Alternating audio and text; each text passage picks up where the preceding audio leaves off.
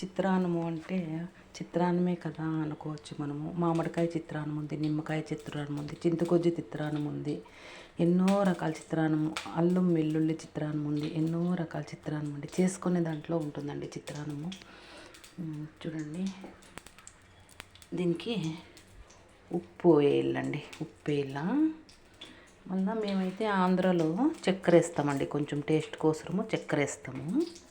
మళ్ళీ ఇది చూడండి, ఇది వడకలు ఉండాలండి, నున్నగా ఆడకూడదు. పచ్చిమిరపకాయలు ఒక 4 వేసాను, కొంచెం అల్లము, ఒక తెల్లగడ్డ వేసానండి. వడకలుగా ఆడుకోవాలండి. ఇది వడకలుగా చూడండి.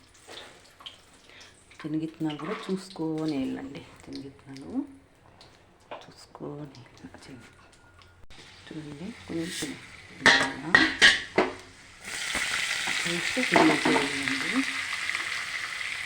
కరివేపాకు. ఇప్పుడే కానీ ఇది చిత్రాన్నంకి కొంచెమే వేయాలండి పసుపు, ఎక్కువ వేయకూడదు. పసుపు కొంచెమే వేయాలి, పసుపు కొంచెమే వేయాలి. పసుపు ఎక్కువ వేయకూడదండి ఇప్పుడే కానీ, పసుపు కొంచెమే వేయాలి. చూడండి, బాగుంటుంది.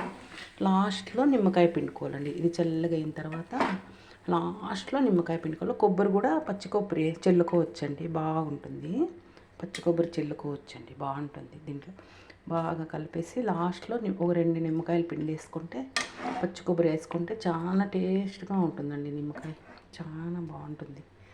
చాలా చూపిస్తాను. ఇప్పుడు నిమ్మకాయ పిండి వేసాను. కొత్తిమీర కొబ్బరి ఇష్టం ఉంటే వేసుకోవచ్చండి, లేకపోతే లేదు. చాలా టేస్ట్గా ఉందండి, బాగుంది చిత్రాన్నం. పసుపు ఎప్పుడే కానీ ఎక్కువ వేయకూడదండి, లైట్గా వేయాలి. పసుపు ఎక్కువ వేస్తే టేస్ట్ ఉండదండి. ఇట్లా లైట్గా ఉండాలి చిత్రాన్నం చూడ్డానికి. చూడండి, ఎండాకాలం వస్తుంది కదా, తినడానికి ఏదో ఒకటి ఉండాలి కదండి. అటుకలు మిక్చర్ అండి. అటుకల మిక్చర్ బాగుంటుంది. అటుకల మిక్చర్ చేసుకొని తింటే ఇలా బాగుంటుందండి. అటుకలు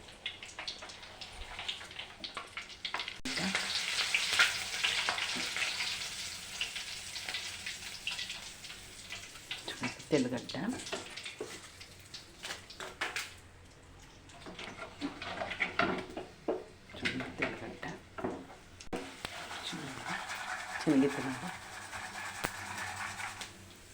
శనగిత్తనాలండి.